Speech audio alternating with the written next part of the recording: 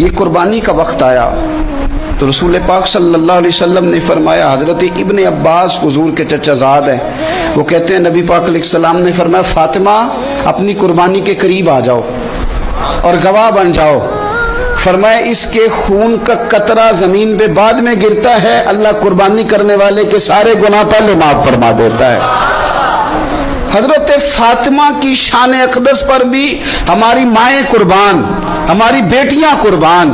کیا انداز ہے سیدہ کا، فوراً پوچھتی ہیں، فوراً امت کا بھلا کرتی ہیں، کہتی ہیں یا رسول اللہ صلی اللہ علیہ وسلم یہ صرف اہل بیت کے لیے ہے، یہ سارے مسلمانوں کے لیے؟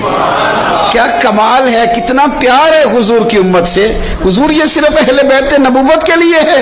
نبی پاک نے فرمایا نہیں فاطمہ، یہ ساری امت کے لیے فضیلت ہے کہ قربانی کرنے والے کے جانور کا خون کا قطرہ بعد میں زمین پہ گرتا ہے، اللہ سارے گناہوں کو پہلے معاف کر دیتا ہے۔